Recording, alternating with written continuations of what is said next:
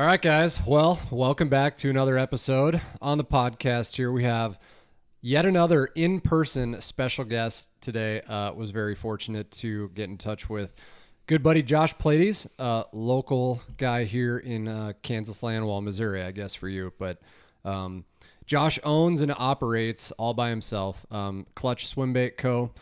As you can see, Josh and I have our matching hats on. I knew that was going to happen. Representing. Yeah, that's right. But no, super excited to have you here, man. Kind of a, I don't know. It's just been I don't know how long. We'll get into that of just a self-made, self-employed business owner just making something all by himself. And now things have absolutely exploded. Kind of like me with guiding over the last 8 years. And now with Josh here with the Swimbait company. And I'm not a huge Swimbait guy. I like to dabble here and there, but I've always enjoyed watching Josh progress here over the last however many years. It's literally not even been that long, and things have absolutely exploded. So we're excited to have Josh on the show and kind of just get his background and kind of explain from his point of view where things are going. We've got some very cute baits here to show off. This one is mine that I'm so happy that Josh brought for me. Just glows. Smallmouth candy bar. Smallmouth candy bar right there. So anyway, man, I'll let you kind of take it away. We'll just, let you kind of just talk about, and we'll get into, we met fishing small time, stupid local bass tournaments together. A while ago now. Literally what? 6-7 years? Those tournaments, let's see, 2016, 17, 18. I think it was the year after you guys won Palmies when I started fishing it. So it would have been 2017. 2017. Yeah. I don't know how many years that is, but that's a lot of years. 5, 6, somewhere in there. We're getting older. And a fellow Wisconsinite also. So as we drink our summer shandies. Hung up on the cord there, but yeah, go Pack go. Yeah, that's right. Jordan Love era. It's coming. So yeah, just tell us your background. Tell us kind of how things got started with the Swimbait stuff. I talk way too much on these podcasts. I feel like Steve-O on his podcast, but he just like goes off and starts talking when he has a guest on, and I try not to be like that. So that's all good. Go for it. Yeah. So, I've been hunting and fishing my whole life. Started fishing bass tournaments, I guess back in 2017. Yeah. But swimbaiting has always kind of been a tool that I used in that tournament fishing kind of stuff. And just, I've always been a tinker, always messed with stuff, always changing baits, kind of tweaking stuff. And finally just kind of started making glide baits and just, I'm a very obsessive compulsive person. Like when I find something I like, I go all in on it and just like it consumes my life. Sure. Yeah, and me too. Probably to my detriment some of the time. Yeah. In some to aspects. a fault, but sure. but yeah, just kind of started super obsessing over it, and it's kind of grown into what it is. I mean, it I know it's been several years in the making, but it literally feels like yesterday. Yeah. Yeah. Well, and I mean, to your advantage too, social media has played a huge part in that, if not like almost all of it, short of, getting baits in people's hands locally or on the tournament circuits, to where, somebody catches one good fish on it and puts it on Instagram. It's like, This is a Clutch Boss or the OG or whatever. And then everyone's like, where can I get one? Yeah. And I've always had just kind of like this kind of pull to like the marketing side of stuff. And like, and it seems like once I started Clutch, it just kind of took over. Like it just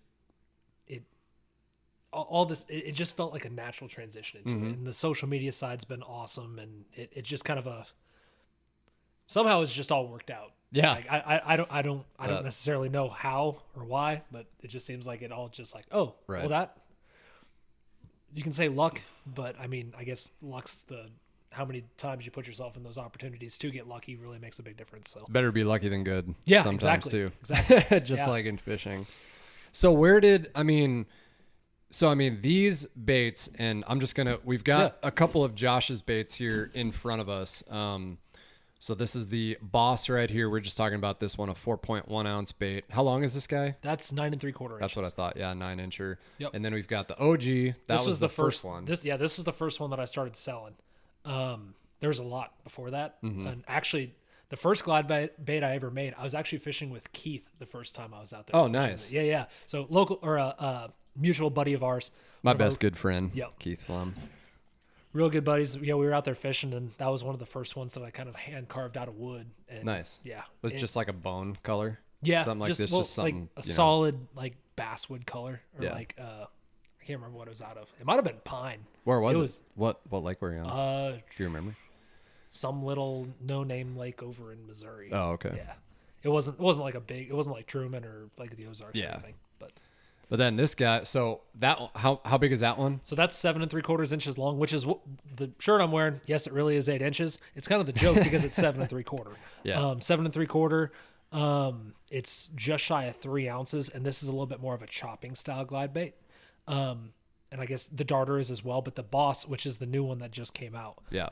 that's more of that wide, slow gliding action, and you can really tell if you kind of hold it like this. The choppers are going to have a lot more of an aggressive tilt to the tail. Sure. Where that one is going to be a lot tighter, and that's allowing it to get a lot wider. I'm sure it's really tough for everyone to tell in the videos. We're sitting here doing this, and they're like, "Oh, they look the same when we're doing this." Yeah. But there is a lot more to it. But yeah, then we've got the smaller, sleeker little guy. That's the been all darter. the rage lately. The Big time. The darter. This has been.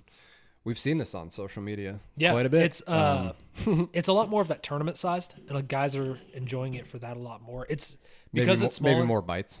Yeah, it being a smaller profile, it's going to have less drawing power than the big, like the Boss, Right. so the 10-incher. So drawing power is one of those things that so when you're fishing glide baits, it's not necessarily a hunger bite. It's a lot of you're getting those fish's attention, and you're triggering something in their head where they're getting territorial over the bait. Big time. And that's the bigger you go, which we've got this bad boy right here, which is 16 inches long. Yeah. This has got a ton of drawing power. Like I've thrown this up next to some laydowns and stuff and had schools of 4-pounders come out after it. So in that, as you guys are watching this podcast, I'm going to just impose the TikTok from the National Fishing Expo. Yeah. When we were there and you toss that thing into the tank. Yeah. And literally every largemouth, and as you guys are listening to this, you're seeing it too. Like every largemouth in that tank is just following it. Yeah. It was the coolest thing. That video's done crazy. I think it's at 64 million views across all platforms. Oh my God, that's It's insane, gone dude. crazy. That is absolutely insane. But yeah, so that's the bait. It's one of, I guess, 3 now. I have one. Our buddy Blake Felix has one, and then I think Pawnix Cameraman has one actually. Oh, Yeah. So see, and there's- that just looks like something you'd have as like a novelty. Oh, You yeah. know, just like hanging on the wall. Like yeah. For something like a podcast background. yeah, but I've got a special rod for it, and after about 5 minutes, it's a musky rod. I was gonna say, I got it it's at a musky Shields. rod. It was like $100. Literally has to be a musky rod. Yeah, a musky rod, and I mean, you throw it for about 5 minutes, and then your arm's about to fall off. Yeah. So, You guys think throwing an A-rig or something is brutal. That thing's insane. yeah, that'll check your manhood right there. Yeah, big time. Well, I guess that kind of leads me to my next point too, is just talking about, we've got like the social media side of things and everything is taken off. And we're not just talking about like, Facebook and Instagram, like the TikTok TikTok's game for going you well. has been, because we talked about like last year at some point when you were talking to me and you were like, do you ever do anything on TikTok? And I was like, no, it's just really not for me. It's not like my niche or whatever. And you're like, oh man, you got to do something, you're missing out. And then within that time frame from then until now, your TikTok has just absolutely gone insane. Yeah. And it's not like gimmicky stuff. Like I gave you shit on one of Oh, your I posts do about that the too. swim I jig. do that too. The cringy stuff. Show Yeah. them the swim jig too. Yeah. So this is a 25-ounce swim jig. Bobby Roberts with Motion Fishing, give him a shout out, was coming out with a new swim jig. And I was like, well, for promotion, let's just make a giant one. So made a giant swim jig, and yeah, we've had a lot of fun with it. I mean, it's gotten a couple million views, which cool. Yeah. Yeah. I mean, yeah, I love doing that kind of stuff. And basically the thing with that is like, I do all my own 3D CAD work and 3D printing. And basically I found a really high temperature silicone that we were able to cast lead with. And I basically threw something that kind of looked like Bobby's swim jig into CAD, blew it up to a huge size. And I mean, those are 1-inch teddy bear eyes in there. And That's wild. this weed guard's made out of a broom that I got from Walmart. So yeah, I mean, it just kind of all came together. The hook is I can't remember if it's a 20 or 30 aught Goliath grouper hook, but I mean, it's big. You could probably take that to Canada and get like legit Halibut? a lot of follows. No, I'm talking about like muskies and northern. Oh yeah. But yeah, I mean, That's something as wild as hell. I've always told people that's going to be the next video is either go to Florida or go to Alaska and 100%. catch either a Goliath grouper on it or a halibut. I've been told that there's a halibut market that we're not exploiting. So they suck to make, but I don't know. I don't know if we're actually going to end up making those. That is too funny. But yeah, so that, we were talking about that big giant bait, and that was not this year, but that was last year at the expo, right? That you brought that out, or was it this year? So at the Kansas City Expo, this was not existing yet. Right. But this guy was. I guess I should hold it up for the camera. Yeah. When did I make this? I think I made it in October of last year. So this year would have been This year was okay. This year was. I don't know. Everything is all blending together with me now. But yeah, Josh was at the National Fishing Expo, and I was too last year and this year. Last year too, right? Obviously. Yeah. And so last year, that's when Zaldane was there, threw it in and there, that was I think the first time that Chris Zaldane got his hands on one of your baits and then started fishing it. Yeah. That was that the first big tournament exposure or pro, elite guy exposure to a big bait like that? Maybe in person. In person for sure it was. Yeah, I think that was the first. Because how many did he buy at the show last year? 2. Oh, okay. Yeah. So who bought a lot this year? Didn't somebody buy a shitload this year? Maybe not. I don't know. Maybe I'm thinking of somebody else. Man, it's all blending together. I was gonna say you got a lot going on. Yeah, a lot going on. But all that was to say, now it started with Zaldane for the most part, and then Polinick, Walters, Cruz. Yeah, John Cruz, because that leads us to our next point. Oh yeah. John Cruz. I believe you said this is dropping on Tuesday, correct? Yeah. So today's Monday. Everyone pay will see it attention Tuesday. to the Missile Baits Instagram. They're going to be doing a clutch drop with the OG in this Missile Baits exclusive color. So it's got a really nice kind of blue on the back, got a little bit of purple down the side. This is something that John and Byron wanted specifically for Missile Baits so that they could drop on their website. So they're going to have a bunch of these available really, really soon. So what time is that? Oh, I'm not sure the date or time. I don't think they've actually okay. released that yet, but Okay. it's coming up in the next week and a half. Then. Either way. Yeah. So just if you go follow along with Missile Baits stuff, you'll see it come up there eventually. Yeah. Well, and I guess that's another thing too for everybody listening is that like these swim baits are not always readily available. No. They're just completely on like I've got this many, and this is when they're going to come out, and they last about 34 seconds. Around that. I really wish that the baits were available all the time. Oh, for I sure. mean, we've been making baits. I've got a guy that's been helping me full time now. We're about to move to a new shop. We're trying to increase our production as fast as possible. Yeah.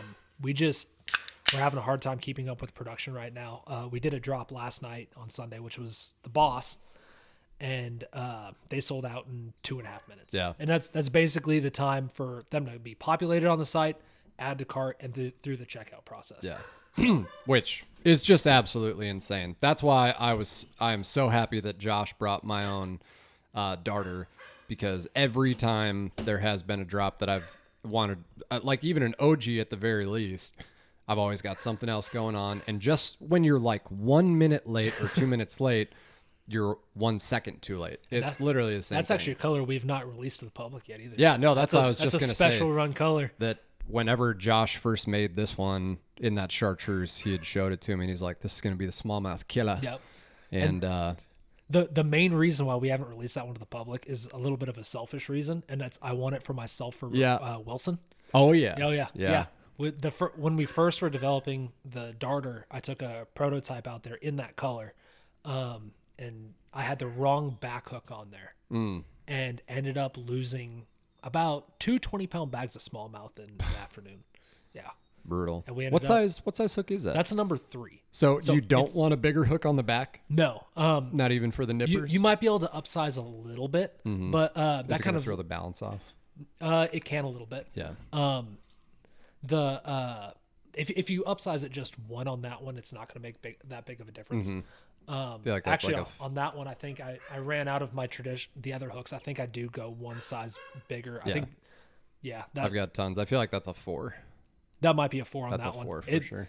Yeah. So sorry, Brian, on your baits. I ran out of hooks, so I had to throw something else on there. You're talking to the hook changing. That's a factory second too. That one's got a little bit of a blemish up top. I like blemishes. I don't want it to be perfect. Yeah, I was that. like, well, I can't sell this one, so let's paint it up with the shark dart. Yeah. No, I changed the hooks out on almost every single bait except for 6 cents. Yeah. This is the one that traditionally comes on it. I believe that's a number 3 on there. Okay. Yeah. Yeah. That seems more reasonable. But either way. Yeah. It's still swim tested and it swimmed great. So yeah. No, for but, sure. when we were talking about the smaller hooks there too, that kind of leads into something else that we were down on Lake Fork in May. Who were you there with? Was it? That was the Swimbait Universe Gathering. Oh, that was the gather. I was going to ask about that too. We jumped out on the lake and there's bedfish everywhere. And we sat on one for a while, and buddy Jacob Lang, who runs East Texas Trophy Bass Company. He's a guide on Lake Fork, great guy.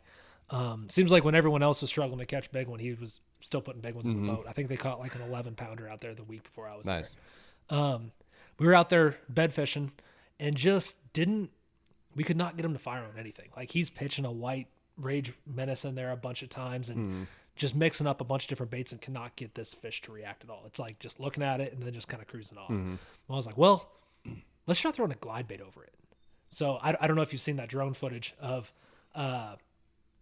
boat kind of sitting there. There's a obvious bedfish and then just pitching a white boss up to it and just swimming across the bed a bunch of times. Well, we threw that boss up there and that fish just immediately changed its attitude. Like it just the first sign of interest it gave. Then probably 30, 40 times we're throwing this thing over it and it's getting fired up on it and it's getting close, but it's not touching it. And I was like, well, let me throw this other one on there that doesn't have hooks on it. And I guess I should probably preface that by saying we tried several different colors as well, seeing if color made a difference. And it really didn't. That fish would get super aggressive toward it, but then just not touch it. Yeah. Well, I threw one up there that didn't have hooks on it, and the fish came unglued on it. Oh, that's wild. Just came unglued on this bait and just started just attacking it like crazy. I was like, okay, fish is fired up. Let's throw this bait over it. Threw that bait back over it with the hooks, didn't touch it. So like that fish was clearly seeing the hooks and would respond to the bait differently based off the hooks that were on the bait. Sure. So after I kind of figured that out, we set up the drone, I got it in position, and then I was like, I think I'm going to catch this fish next cast. So what I did is I took the bait that didn't have hooks on it and I put a single number 4, like what's on that one, on that front hook hanger of this bait. So tiny little hooks sitting there. And threw that up there and basically those next 3 casts are what happened on that video. Nice. And that video will be in here too. Yeah. You guys are seeing that as we're talking about it. And the crazy thing about that fish is it had the treble hook in its mouth. So it was targeting that. Interesting. So, that is so crazy. Yeah, it's really opened my mind to like a lot of different things that are possible with the glide baits. So, or with hook configurations on the glide baits. So like, okay, well, what about not running necessarily a back hook and just running a super small front one with maybe a little bit of ostrich feather on it? Since ostrich feather is neutrally buoyant, so like it doesn't affect the rate of fall at all. Yeah. It just kind of sits there and just frays out in the water, kind of looking like a fin. So there's a bunch of different stuff there and like opportunities to experiment with different hooks on these baits. Right. Yeah, and that's, I mean, as you guys are listening to this, I'm sure you're thinking to yourself like, sink rate and hook size, and oh my god, like why can't you just buy a bait and then fish it? The swim bait stuff is like, it's super it's deep. a religion. Yeah, literally. Yeah, I mean an obsession, and little things make big differences. Yeah, I mean it looks like, oh, it's just a 2-piece bait that just kind of comes through the water, but no, it's way deeper than that. Yeah, big time. And like I feel like my first exposure to big baits or, hard swim baits was an S-Waver and a bull shad. Yep. Like when bull shads came out and like I got the 5-inch slow sink, the original one before Mike Buca sold out and had a mass produce, like one of his original ones, still have it, never fish it because I'm afraid I'm going to lose it. Yeah.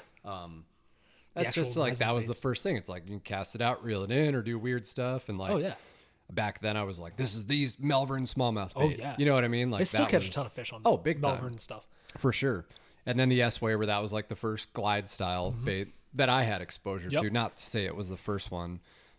First mass produced one, I think. Yeah, for sure. First ABS plastic one. And they're still good. I mean, River to Sea's always had good hooks and stuff, but now it's just become, the $800 or $900 Hinkle shads. Yeah. And the more you dive into it, the more you're like, oh, you start seeing the intricacies of the swim and stuff where like you start throwing a lot of resin baits, and then all of a sudden you go back to the S-Wave and you're like, well, this piece of crap. Oh yeah, literally just garbage. I mean, comparatively. It's great for the beginner, and like there's a bunch of plastic glide baits coming out on the market now, and like I'm all for it. Like awesome. Like it's the gateway drug to getting into the actual resin, like more bougie swim baits, I guess. Oh yeah. No, and I mean that's just all part of it.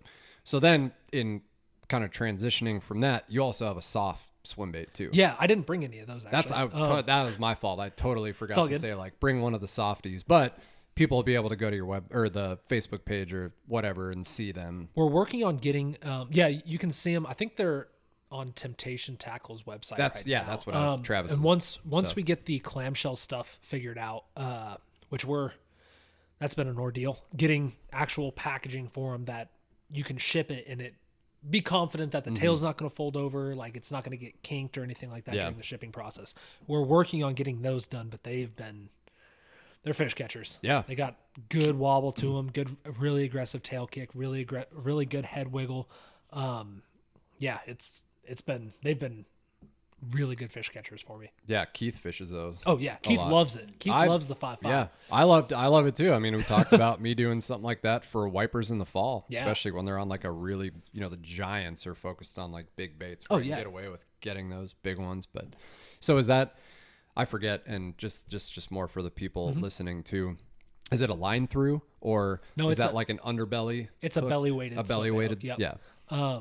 We've got a way to make them solid body as well. So, which would probably be more up your alley. For sure.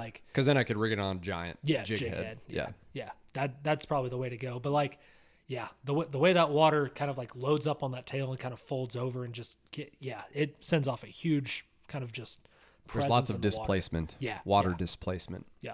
There's definitely some, like a lot of people that are familiar with like, so it's an open pour style mold, which means that all the plastic's being laid in from the top. And when everyone sees it, they immediately think like, oh, what other swim bait is kind of poured like that? And they think of a Citizen. And in my opinion, it goes hand in hand with the Citizen. The Citizen's a lot more of like a lazy tail kick back there. It's more subtle. Where like, it's basically the same difference between a Colorado bladed spinnerbait and a willow leaf spinnerbait. Okay. So the willow leaf spinnerbait, which is going to be more like your Citizen, is going to have that more subtle tail kick. Right. Where sometimes you want that thump. Yeah. And that's where my softie comes into play. And that one, that's 6.5 inches, right? There's a 6.5 inch version, and then there's a 5.5 inch version. I like the 5. Yeah, that's the one Keith's obsessed with too. Big time. Just gets a lot. I mean, I have more confidence doing that. I mean, plus you can fish it around grass very comfortably. Oh yeah. And that's like, I'm talking back to like when DJ and I were fishing Thursday nighters. God, what was the name of that stupid bait? Do you remember who it's by? Huh? Do you remember who it's by? Yeah, it was a Yum swim bait. The Money Minnow? Yeah, the Money Minnow. Money Minnow. Dude, I caught my first Lacine largemouth over 5 pounds on a Money Minnow. Money Minnows get up in the reeds. And my uncle, when he was guiding in Wisconsin, he was obsessed with Money Minnows. That's all he'd throw. And I mean, you could literally at the time back, this was like 8 or 9, 10 years ago, you could just buy them at Walmart. They're in that like clamshell package with like 4 of them in there and just like. Do they even make those anymore? I don't know. I'm sure that I probably in one of my old Plant 3700s have still Money Minnows. I've got sure some crusty 3-inch and Money hard, Minnows at home. I know exactly where they are. Yeah. But that was my first like soft, well, short of the banjo minnow, obviously. Oh yeah. The first like thing that I fished belly weighted at like Lone Star and Doco, where I was like, dude, I'm a pro swim baiter, man. I'm doing it. I'm really doing it. And then I would shit the bed on every hook set. They were really good on a jig head too. Yeah, no, I fished wipers with them too. Oh man, what a bait. The days before Kitech. Yeah. Well, now I don't know. Kitechs are still great, but I mean, I have a bunch for like when I go to Sturgeon Bay because like you need them because they're so malleable and they have such great action. They're so subtle. But here it's like wipers and white bass. There's no way I'm blowing through 5 packs of Kitechs on those when I could just catch them on a literal grub, Yeah, like a freaking Mr. Twister if I really wanted to. Something with less salt in it. Yeah. Like, tears up less easy. Yeah. Well, that's awesome, man. So, kind of just dial back to what we were talking about before in the garage, and you'd mentioned it before, but Bob Rob, obviously, I've known Bobby since I was 16, 17. With motion fishing? Came up, with motion fishing, came up skateboarding together.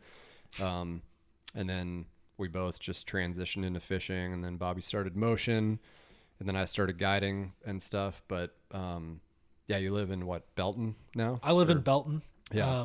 But the reason why I bring up Bobby is we're about to move to a new shop in Blue Springs. That's what I was going to say, is that you're doing literally everything basically in your house right now, as far as like literally making all of these baits by hand at your house. But now things are... And a 12 by 16 shed with a lawnmower in it. Yeah. Is that the same place where you have the Wellers and all the... No. That's in the house. That's we your don't put those in the actual shed. house? Yeah, no. But so Josh, he's going to be transitioning from doing everything there to making headquarters with Bobby, which, I mean, is the coolest collab that I could think of for There's small going to be a lot of business. social media stuff coming out of there. Right. Going to be a lot of cool stuff. That's big stuff. You said you've got one guy helping you out right now with stuff. Well, Billy. Which is why you're here. You know, because it was hard enough for me to get Josh, it's hard enough to get me to get off the lake guiding to do a stupid podcast on my days off, and it's hard enough to get him out of the shop for X amount of time to do the podcast. So once you guys move into that new big shop, then I mean things are exploding, but it's only going to get better. It's going to be more comfortable. Yeah, like that too. it just right now. I don't know the way I explain the shop that I'm in right now. Like, I don't know if you've ever seen the Unabomber docu-series on Netflix. The shed looks shockingly similar to that. It is Belton after all. It is Belton. Yeah. And I mean, this resin stuff, you can't like it's really dusty, and like it's kind of like this super fine white powder. So like in the middle of the wintertime and stuff, I've had times where I come out of the shed because I've got like a little kind of heater in there, keeping it above 32 degrees while I'm working in there. I come walking out of there middle of the wintertime, and my neighbors would see me just covered in this fine white powder. And they're thinking that there's some crazy drug lab going on next door. Like I've been worried that like all of a sudden police will just break down the door at some point. And just like, what are you doing? Again, it is Belton. Making baits. You are in the triangle over there of Missouri. It's not as bad as Topeka though. That is true. I forget that's where you lived before. I keep forgetting. It's like where I live now is a paradise. So long ago, it seems like. That's cool. So what else then? So we've got, because we only talked, we had a couple sips of summer chandies in the garage shooting the shit for a bit, kind of preface everything we're going to talk about. I feel like that's kind of where we left off, was this transition to the new shop. But I guess as far as baits, I mean, you don't have to give away any secrets or anything, but I feel like where the brand is at now with like the Boss, big guy, OG, middle of the line, and then the Darter plus the soft offering. Yep. Are you going to make smaller soft offerings? You know what I mean? Because like obviously I'd be all in for that for, like stuff you could put on an A-rig, which now Kansas finally allows 5 hooks on a rig. So there's a lot of different places I've thought about taking it, and I've got a lot of prototypes. Sure. Right now, the 3 baits that I've got are a great foundation, and the big focus right now is keeping up with the production. I was going to say that. Why would you add something more when you can barely keep up with what you add? That being said, I've got probably 4 or 5 baits that are in product testing, like really, really, really good baits. It's just, let's pump the brakes here. Mm-hmm. Like, I love making new baits. Like, bait design is my passion. Good. But no, I'm not quite sure where I'd necessarily go yet. I mean, there's a smaller Boss, there's a bigger Darter, there's smaller soft swim baits, there's bigger soft swim baits, there's a bunch of different stuff. The only thing that and then we get super deep on this and start talking about like the ideas behind soft plastic glide baits. Hey man, we're only 30 minutes in and this is a podcast, so you can talk about whatever this is your podcast, man. I mean, there's a lot of different companies. Like Mega Bass is coming out with one, Berkeley's coming out with one. That's the soft plastic glide bait. But like, those two are just all pretty much knockoffs of the Grow Design Flag. Absolutely. 255. Yeah. It is. I mean, they may have little subtle things that are different, but at the end of the day, it's still that bait. Yep. I think there's a way to do it better. I've been working on something like that for a year and a half, and I'm still nowhere near what I want to be. Yeah. But I mean, there's a lot of different stuff there, from the overall physics to the way that baits kind of act in the water, the drag on certain parts of the bait that make it act different ways. That I really think that it could be way better than what they're producing. It's just, I don't think their R&D departments are putting in the time and effort to make it better. I'm sure, because I can't even put a number on it, but the majority of the people that are buying those baits are probably not going to know the difference. You know what I mean? They're just going to fish it. And they're going to be like, "Oh, this is cool, man! Look at how it looks so realistic in that dang gum water, man! Look at it! I haven't caught a fish on Berkeley it." can put out. We probably shouldn't name names. I was going to say. I'm going to stop right now before I get a cease and desist in the It's mail. Fine.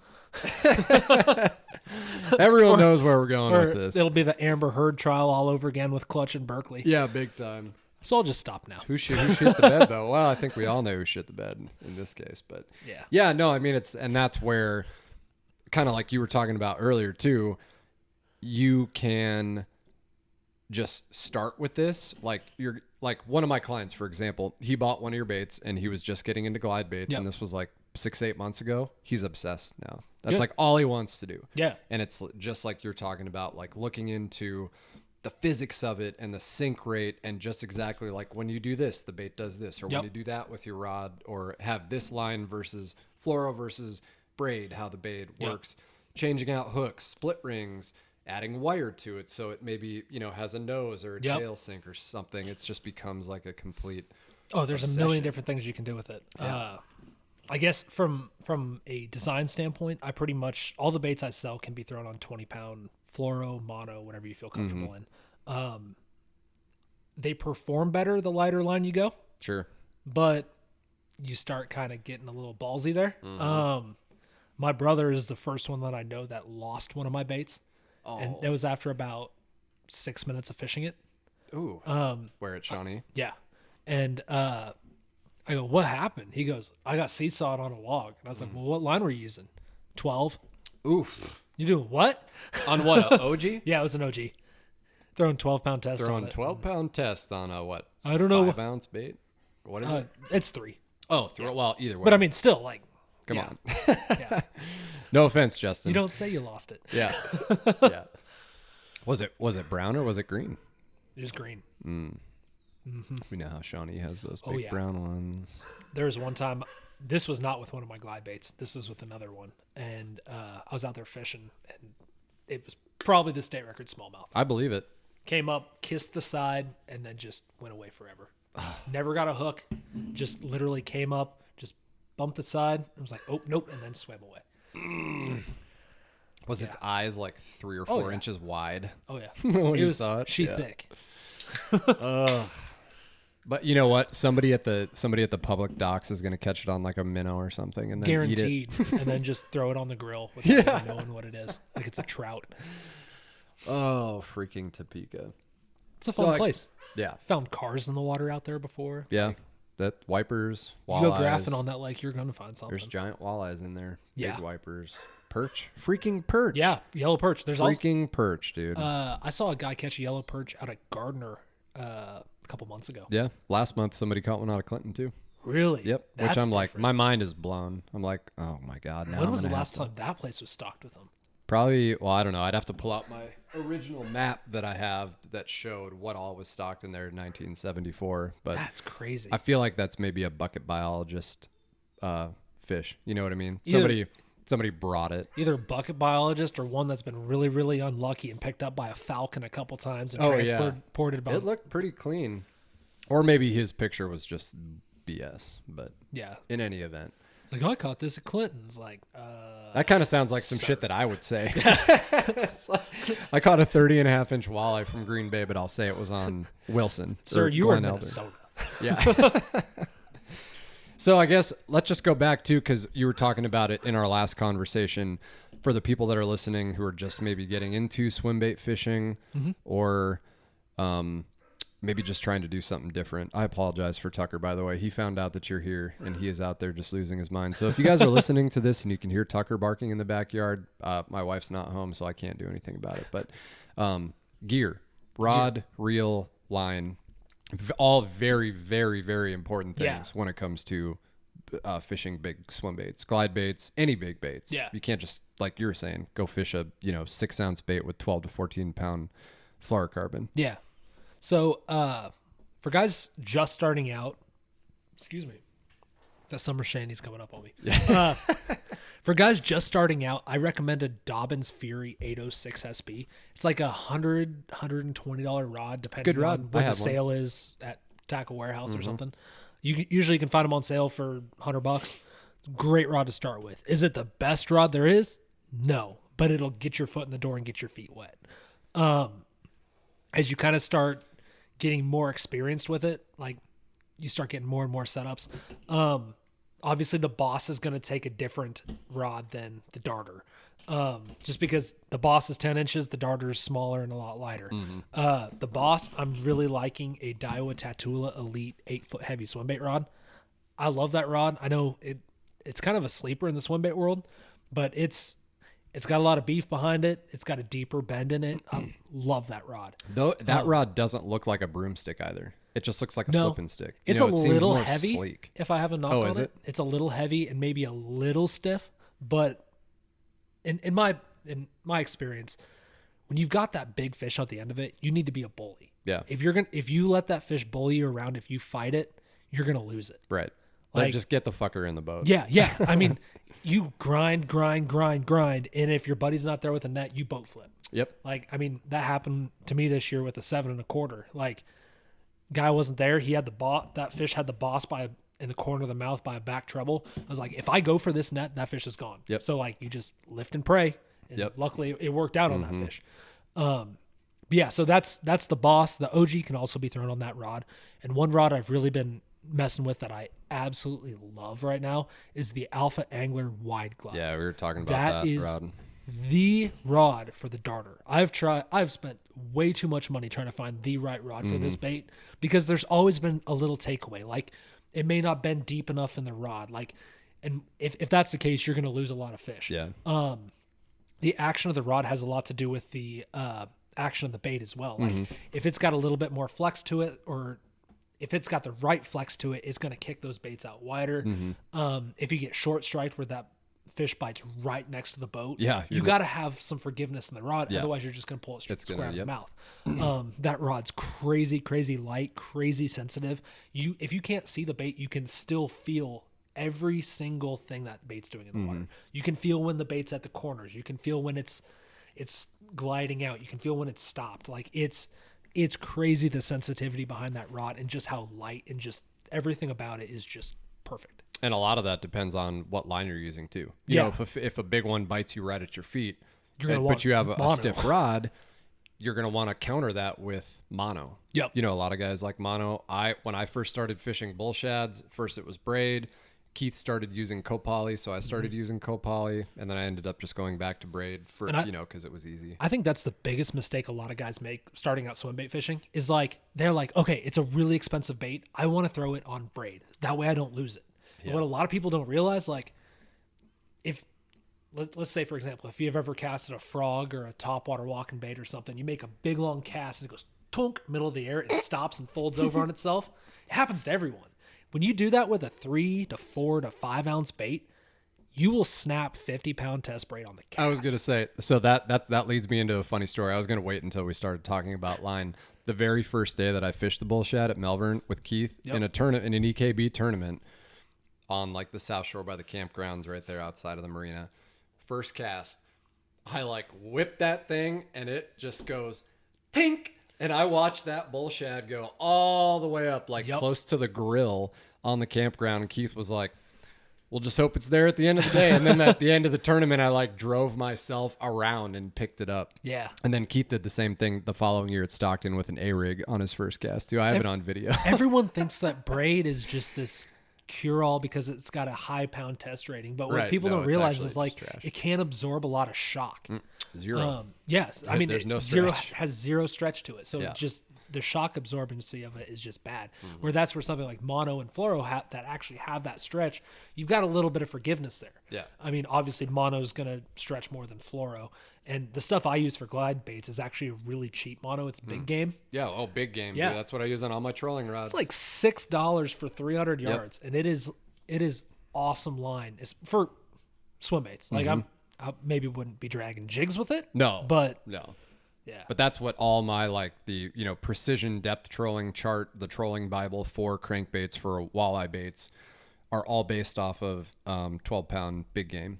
And that's what all my crankbait trolling rods are spooled with, because they follow that. And you're trolling 2 miles an hour. You've got the stretch. Yep. And the forgiveness and stuff. But and it's actually got some abrasion resistance. It does, too. yeah. And The it's big not game has horrible memory. I mean, it's bad, but it's not too bad.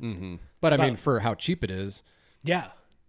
change Your the value spool there is crazy. out. Yeah, it's good. But that it's easy to get wound up, no pun intended, with thinking about, like, oh my God, what line do I need? You can make it as simple as mono or copoly or whatever. Yep. But I mean, I've tried fluorocarbon, but fluorocarbon sinks. So Yeah. it doesn't work as well with some baits that are made to be subsurface, because your line is sinking. Yeah. Whereas like braid floats, obviously, and so does mono. And So and there's a lot of drag in it too. So like, especially as you start getting up into heavier pound tests, like 20 or 30. So like those baits, like what you're trying to get to actually swim like this in the water, like pretty level, from a bait builder standpoint, I try to have that nose down just a touch, and that's to counter effect the drag that's on a typical bait. So like the line pulling it, like going back to the rod, is going to actually move that nose up just a bit. So yeah, when it comes to like the actual design of baits, like you've got to take everything into account like that. So it's like, well, if you're using 15-pound test, it's going to cut through the water a lot better, but it's going to have a little bit less drag. Which sometimes that's what you're wanting. Sometimes you want it to nose down a little bit more. Right. Like the boss is naturally like what I aim for every single time on every single build of this is a rate of fall of about half a foot every 5 seconds or so. Crazy slow. yeah, Like I almost wanted to suspend. for sure. I was gonna say I would love for it to suspend. I lost a 10-pounder in Texas last time I was down there, and it was it was my baby. Like I had one bait that I generally don't keep it's like a balsa square bow where like you've got varying degrees of Right. Yeah. If they don't swim good, they don't pass the test, they go straight, not in my trash can. I take them down the road to a trash can so I don't have people camping outside my house. Going through my garbage every week. Yeah. But yeah, so those ones that are just like an insane swimmer, like I know Cliff Pace and Black Label Balsas always talked about his A++ swimmers. I don't keep those for myself, but this one boss I did, and it was one of those ones that just kind of sat there. And I basically worked this bait out to the end of a dock and let it sit at the end of the dock for about 3-4 seconds. And I was looking at the bank. I was like, what is that on the bank? Then all of a sudden, out of nowhere, just I feel tick. And I look back and it's just her. And it's so big. At the time I had no frame of reference to how big this fish could have been. And then we fished a weeknight or the next night where a 10-14 was weighed in, and this fish would have dwarfed that fish. Wow. So like it was, I don't want to think about how big it potentially could have been, but It's a fish story now. it was a big one. It was not little. That's the allure, and that's kind of what's always been the allure to fishing big baits. And like we've heard it 1,000 times, big baits, big fish. Okay, well, I've seen a lot of 7 and 8 inch fish caught on swim baits this big. Yeah. Like it's not always that, but you are, I don't know, there's just something to it. It's hard to explain. It's a tool. There's certain times that it's going to be more useful than others. Like The drawing power. Yeah, one of the biggest, or one of the comments that it seems like it's one or two guys on the social medias that always says, like, you know, the keyboard warriors, they're always like, oh, well, my bag of worms will outfish that. Like, Yeah. sometimes, yeah. Is it more fun to fish it? No. Like, Right. I don't want to go throw a wacky worm everywhere and just, Or Ned rig. wacky worm or Ned rig or something like that. That's one thing about the big swim baits is that they are just incredibly fun to throw. Yeah. Yeah. And well, I mean, again, you just like, it depends on your style of fishing. You get to be very methodical Yeah. about it and just like get I mean, I say this like in a good way, not the bad way. You can get in your head about it, and just like, it's an art form. I watched Milliken do it when I worked for him for 9 months, and watched him start to get into the swim bait world. And now, he's one of the best. I was going to say, now look at him now, where he was like, he had one Hinkle shad, from Corey himself, or I think that's his name, Corey Hinkle. Maybe. Andrew. But yeah, no, I mean, it's just like the drawing power to get those big fish. Cause like you're talking about that 10-pounder, like you never saw that fish until you made the cast, and you just like happened to be just like whatever, letting it sit there, and then you looked over, you're like, what's that? And then all of a sudden the fish was on. Yeah. Do you think you would have caught that fish with a jig? No. Let alone seen it, or Nope. a spinnerbait, or a chatterbait, or whatever, it's like. Yeah, and I can confidently say no, because The bait drew the fish out. Yeah, there's so many instances, and I tell my co-anglers this, like if I'm fishing a tournament, if I'm in the front of the boat and I got a co-angler in the back, and if I'm fishing a glide bait, I'll tell the guy, like, look, once my bait's out of the water, free reign, cast at it all you want. That co-angler has never caught that fish. Oh, I guarantee. Yeah. Never. It's not like a muskie It's where you can happened a draw lot. the fish in and Yeah. then you pitch out a Ned rig, or like even a smallie. Yeah. You get one to the boat and he misses it. You put a Ned rig down. He's right there. He's probably Yeah. going to bite it. But The only way to get that fish to respond again is with a bigger glide bait. If you come back through with a smaller one, nothing. You come back through. I'm even talking a little bit later in the day. Like generally, it is that fish generally will only get defensive, super fired up over it if it's a bigger glide bait coming back through that interesting. area. I could see that. So this guy, we go from the boss to Yeah, the old 16 Daddy. incher. What even is that bait's name? I forgot. I don't know. We don't have I a never name really for it? named it. That's It's big. That is. Yeah. We don't been really fun. need anything. I mean, I could put that up against one of those 6-pound smallmouth up there, and it would size. it'd still be pretty big. Yeah. It's like half the size of the northern behind you. The thing is, like, just kind of the way the physics work about those glide baits is that one swims crazy good. Yeah. And like I said, I mean, we've got the video that you guys saw earlier in this podcast of that thing working in the tank. I mean, it is cool. It's just freaking cool. There's we were down on Taneycomo. Like way down. The trout way fishery down. in Branson. Yeah. And we were throwing it up next to the 16-inch bait, up next to like laydowns and stuff. And if we would have had a polarized lens on the camera that Brock was filming with, it would have been the craziest video we've ever got. Yeah. But you can't really see them in it, but they just came out and just wolf packed around it, just surrounding it on all sides, just sneaky not good. liking it in their area. Sneaky good big fish. Oh yeah. Place when you go way down. That's what I was saying, like way down, like past Branson Landing. Yep. To where, I mean, I don't know, I have no frame. I've never been down there. I've just heard the stories and seen It's a fun pictures. place to like fish. Travis Swift catches big ones there on Swimbaits and stuff. I know that name. I don't know, he's kind of, I don't think he watches this, so it's fine. Okay. He's kind of weird, but he does. He fishes Branson. Sorry, Travis. Big swimbait guy. Yeah. So, No, that's yeah, cool. I know Travis Swift. He's definitely gonna watch this. You think so? Yeah, he's up, Travis? called me several times. He's ordered a bunch of cases. That's why I recognize the name. Hey, Travis, how's it going? That's good. I promise he's gonna watch this.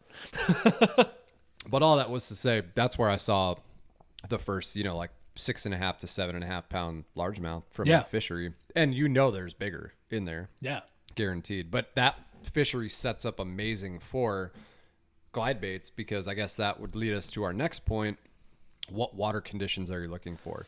Because I've always thought of big swim baits like this being, it has to be kind of clear. They have to be able to see it, and, they need to be drawn in from a distance. Yeah. And I push the envelope way too much. Yeah. I try to make it work every month out For of the sure. year.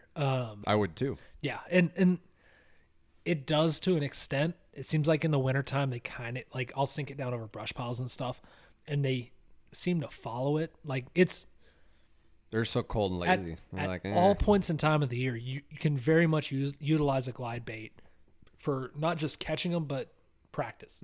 So like that big bait, we were talking about drawing power. It's going to pull them out of rock piles, brush piles, everything that they're on. So like your big live scoper. Yep. So like I'll wrap lead wire around the hook and sink it down a lot faster. So deepest I've fished a glide bait's in 35 foot Yeah. deep. And, I do the same thing with jerk baits. yeah, The jerk wire bait's a around great the way to hooks. do it. Yep.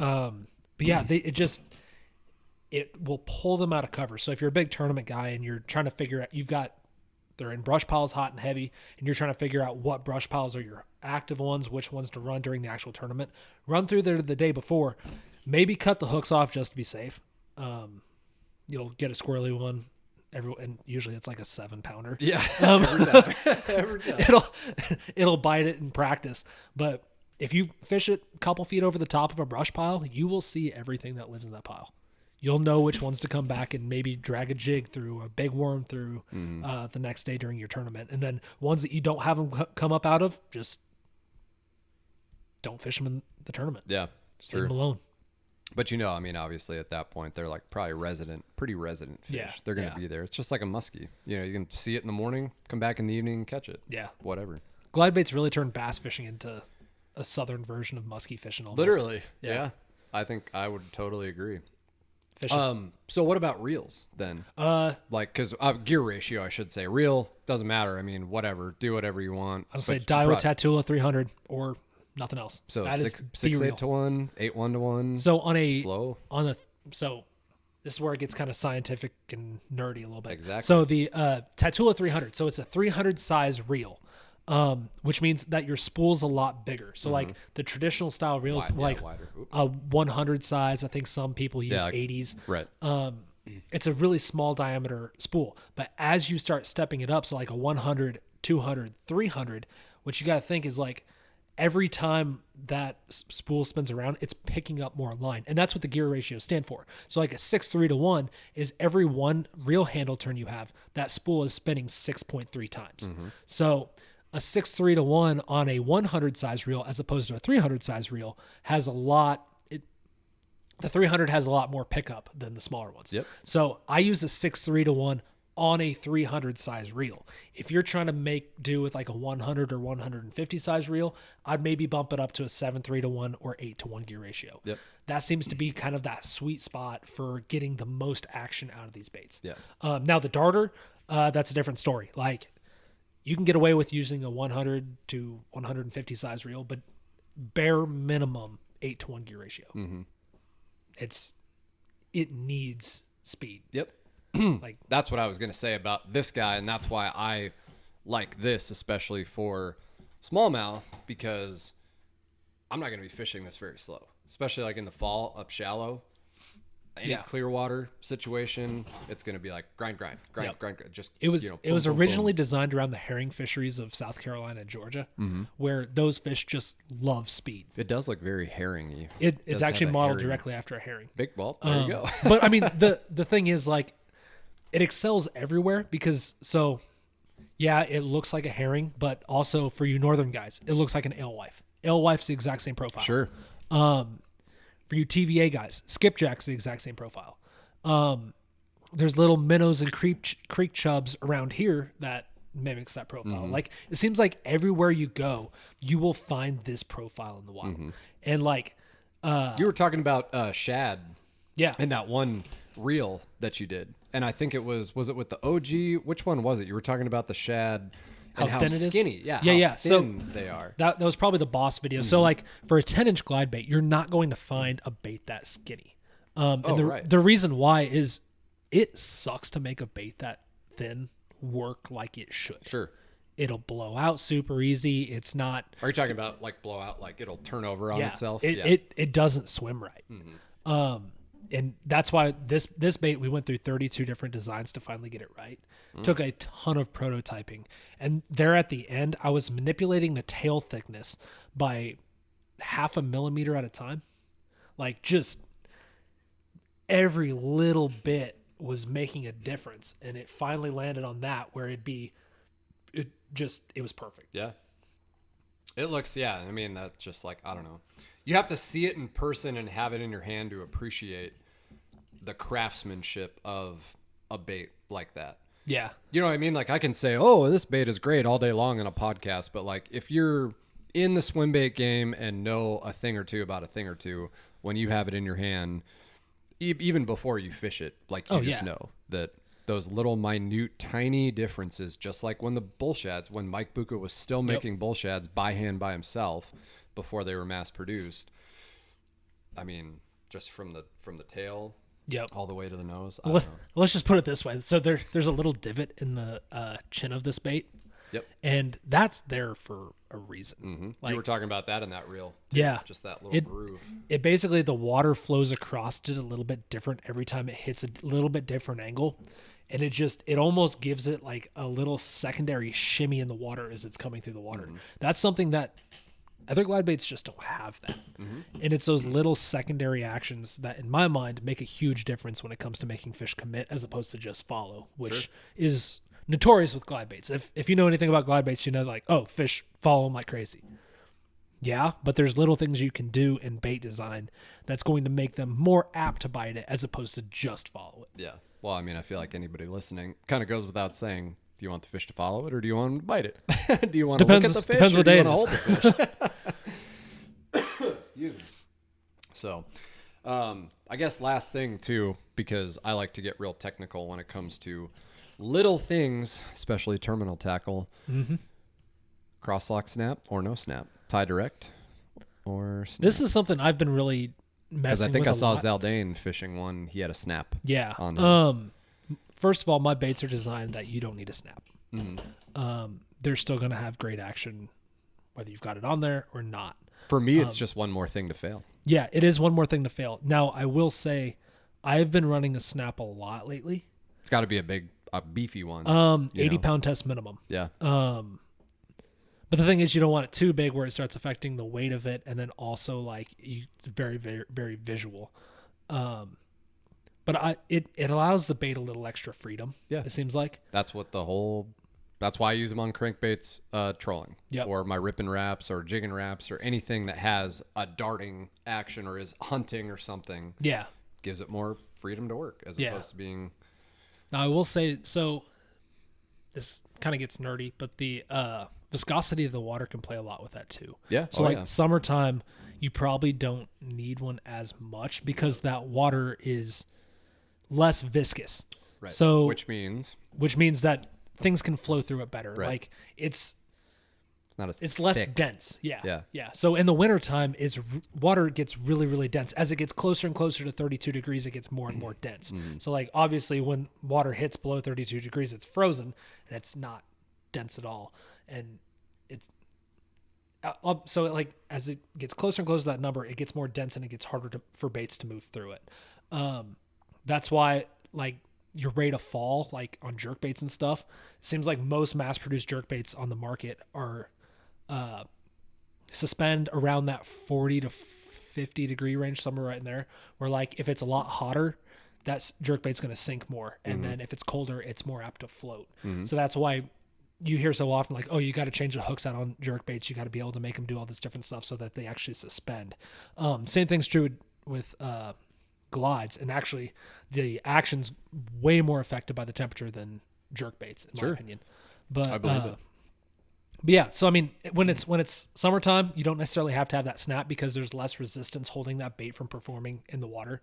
Where in that wintertime, I'll use the snap a little bit more just because it allows that bait to have a little bit more freedom. Mm-hmm. And also, I think line becomes more supple in the warmer weather as well. It absolutely does. But that's why I asked that question, because a lot of people like myself that might be listening think about things like that, to where when they want to get into something new, they want every single thing. Those are the nitty gritty details there. Yeah, it is for Those sure. That's deep. Where the flip side of it is like, just go fishing, just go figure it out, like see what works. But I mean, how I've learned over time, over the last 20 plus years, is just, I want everything perfect the same time, or at least to give me the best opportunity for success. So, I mean, you definitely don't have to go that deep. I mean, no, go buy a pack of Senkos and pack of hooks and go catch a ton of bass. But, yeah. I mean, Barbie poles still catch fish nowadays. So that's true. Hey, that's the next clutch viral video. Throwing this guy on a Barbie pole. I think it'll snap. It will, but I mean, hey, I think the Barbie pole's been beaten to death on YouTube. It has. YouTube is ate up. That's why I don't really watch much YouTube. I just make videos. I don't really watch. I have like 3 or 4 guys that I watch on YouTube now. It's the best social media content strategy there is, where it's just post and get out. Yep. The more you spend on it, the more you spend on there, the thirst traps and all that stuff. Like, it's just gonna drag you down a deep rabbit hole. Ask me how I know. That's it. Just post and get out. Yep. I'm a fishing guide, and I don't read the comments. No. Stay away from those. Oh, yours are. I mean, I get comments. Yours are insane. That, like you said, that tank video from the expo. Oh yeah. Absolutely insane. And you text me every now and again and like mention stuff like that, just little like, check out this person. Yeah. This is wild. But hey, I guess that's the price we pay. Right? Yeah, I mean, it is what it is. I mean, to all the people out there that leave comments like that, thank you for helping the algorithm. Literally. That's all it is. Thank you. If you don't like me, don't talk about me. Yeah, you are making my content do better. Keep it up. Yep. That's why I will not read them all day long. I love it. Well, nice, man. Well, I feel like we've covered a lot of ground, and for a lot of people, especially if you've been dabbling in the swim bait world or want to get into it. I mean, a lot of this will be information overload, but that was the point of this whole thing. Yeah. Was to give, it's not like, Josh's, glide baits are the end all be all on the swim bait market. It's like, you can buy a cheap swim bait or you can buy an expensive swim bait. If you're just starting out, start small and work your way up, figure out how these things work, how to fish them. It's a tool. Right. It's at the end of the day, it's learning a new tool. Granted, it's way funner to fish than chatterbait. It's way funner to fish than a jig. But at the end of the day, it's still a tool. There's a time to put it down. There's a time to pick it up. And the more you fish with it, the more you're going to learn those times. Yep. And how I learned to fish a bull shad was in the fall, because that's the only time I ever wanted to fish it was in the fall for smallmouth. When I went fishing, that was the only rod I had on the boat. Yeah, that's the best way. There's no other, because if you go 45 minutes to an hour plus without getting a sign of life, what's the first thing I'm going to do? I'm going to pick up a tube. Yeah. Every time, be like, I know I can catch fish on a tube. You're going to pull a Brian Keeney and just put it down after 5 minutes and pick up a jig again. Yeah. Little inside name drop there for you. Hey, Brian? But it all goes the same direction of like, you just want to fall back on what you're comfortable with. Yeah. But in order to get good at it, you got to go outside your comfort zone. You have to commit to it. The 2 hardest baits for me to ever commit to, or when I first started out, was an A-rig and a jerkbait. Yep. Very hard for me to commit to those baits unless I'm getting some sort of response. But once I did, my number one favorite bait to throw is a jerkbait. Yeah. That 12.5 pound wiper behind us was caught on a jerkbait. Go to a pond, go to a lake that you're just going to get a ton of bites. Yeah. Know where they live. I mean, don't pick up a new bait on a body of water you've never been to. You don't know what those fish are doing at all. You're just going to become frustrated with it, and you're going to put it down immediately. Yeah. Have some confidence in the area you're fishing. Know that there's fish there, then pick it up and throw it. And that's true with anything. It is easy to cover water, though, with a glide bait, depending on how fast. I mean, you can, you're not burning it by any means. But multi-joints where it's really easy to cover water because you're just cast and just burn it back in. Sure. Because somebody's going to let you know, whether you get bit or not. Oh, yeah. That's the draw. You're going to have a follow. It's like musky fishing. You're going to pick up like the fish are here, or even on live imaging, even if you don't see the fish, but on live scope or active target or mega live or whatever, a bait this big, you're going to see clear as day on your graph and then see a fish come up behind it. Yeah. And then you can figure out, okay, what should I have done differently? Should I have twitched it once more? Should I have killed it? What should I have done? You just go from there. Just all fun learning experience and doing something different. Yeah. The second you get a follow or two, it's all over. Yeah. Or if you catch one on your first day ever of fishing. Yeah, that too. That'll do it. I'm screwed now. Yeah. Like, this is going to completely ruin my $3,000 later. I'm never going to want to throw anything else. Getting fired from your job because you couldn't miss the drop of a clutch swim bait. Guys. Yeah. So hope anyway, one. that was my whole point. I mean, to introduce people to the glide bait industry and just like what Josh has done, but more of the success story, kind of the same success story that I've had as a business owner. Took me a lot longer, but with social media and how you've manipulated it in a good way to your advantage and seeing where things have gone. Plus you're just a man obsessed, just like me. Yeah. It's just like an obsession and always want, like you said, I mean, you said I got to pump the brakes. I don't ever want to pump the brakes. My wife I wants don't me want to pump. to. Right. Yeah.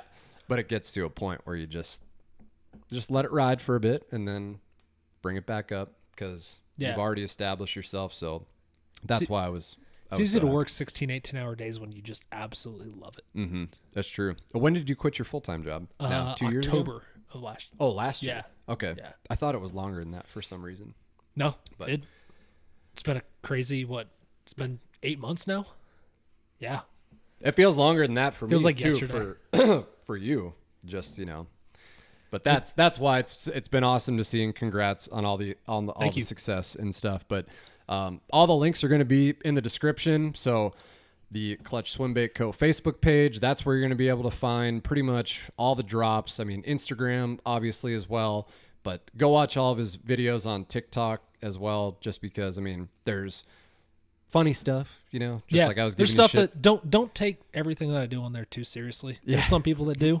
It is TikTok. If you all. see a video with these two on it, and he's which is acting really serious, the 25-ounce jig or the 16-inch swim bait, know that it's probably a joke. and they're not for sale.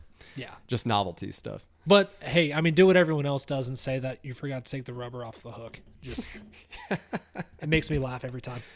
Classic. So, but yeah, that's where you can find Josh. Obviously, dude, we're already over an hour here, but I'll keep going. you had one thing I should have written stuff down. You had a Tackle Warehouse drop. Yeah. And now they want more. Yeah, a lot more. So the first run that they wanted, and this is the last time we talked when I was talking about wanting to do this podcast, was 300 baits. Yep. How fast did they sell out on Tackle Warehouse? So, Or maybe it was the first. There was a little hiccup there where I think they had a couple held back just in case like something went wrong with their system. Yeah. The first ones went in like 2 hours and 45 minutes or so. Then I think it was completely sold out in like 3 hours. Yeah, which is for Tackle Warehouse. That's pretty gnarly. Oh, we've code 502'd it. We had we crashed the site a couple crashed times. the site. Yeah, Nice. Kim it's Kardashian crazy. broke the internet. Which thank you to everyone out there that got in Big on time. That. It's Because that now has crazy, allowed you crazy humbling to have another order. I mean, you were late today to the house because you were on the phone with Tackle Warehouse, and now they want 500 or 600 or 700. 700, dude. Insane. So now you will be able to buy Josh's baits not only from him when he has his drops, but also Tackle Warehouse, and then the missile baits drop as well. Is that Tackle Warehouse? No, that's going to be on Missile Bait's website. Yeah. This guy, that exclusive color on Missile Baits. So, I mean, you have ample opportunities to get these, but you can't just go to Bass Pro, which please God don't sell these to Bass Pro. No. Just let Johnny Morris has enough money, I'm just kidding. Get your money. Yeah. It's I'm not planning on it. I know that they're where the way they set up stuff seems different. So, but again, follow all of Josh's socials, Clutch Swimbait Co., and turn on post notifications for those if you want to get these, because then you'll be notified when those drops are going to be, and then you'll have to set an alarm on your phone. And there's an email sign up list on the website, and that's probably the best. Every time that there's a bait availability, I send out a mass email. I don't spam you with, what's the bait of the week? I don't do that stuff. I just let you know when baits are available. That's clutchswimbaitco.com. Yep. And I think you have these hats too, right? Yeah, hats are up on the website. Buttery hats. $25 a piece. As soon as I got this hat, I texted Josh and I was like, this is in my top 3 hats. It's super comfortable. Big time. It's just a clean, Richardson one for all, but I just like good. I have a funny shaped head, but this one I wear it all the time. You guys saw it on the last podcast that I did. I wore this hat. So. Richardson 112s. But anyway, man, again, just congrats on all the Thanks. success and continued success. It's just been such a fun thing to watch from somebody that I knew back when we were just fishing rinky-dink bass tournaments, and it was just some kid from Wisconsin that really liked smallmouth. So we gravitated towards each other, and now things have taken off. And he's no longer working for the man, and he's working for himself, doing what he loves, and makes amazing, amazing baits. So I hope you guys found this talk to be hopefully not too much of an information overload. But if you're just looking to get into the swim bait or the glide bait world or the big bait world in general, a really good starting point. Or if you guys have already done this, maybe you've been able to pick apart some stuff that maybe you didn't know about before also. But I'm sure if you hit up Josh, on any of his socials. He'd be happy to answer. Oh yeah, any questions you got, send them my way for you. So, but it's in the cards. Hopefully here in the next probably 6 months to a year, when both Josh and I get some extra time to go out and do some fun stuff, especially with this guy right here, some smallmouth stuff. If he doesn't catch a 25-pound bag of smallmouth at Wilson without me on this guy, I would like to be able to do that and make some fun content out of it, especially with the drone, the clear water at Wilson. That'd be fun. So some good drone content, catching some smallies on it. Big time. Awesome. But I will send you off with this, guys. Thank you guys so much for listening. Hope you guys are continually enjoying the podcast. And again, all of Josh's Clutch Swimbait Co. information is in the description below. That's all we've got for you today. Thanks again, buddy. Thanks for having me. Yep, you bet. We'll see you guys on the next one. See ya.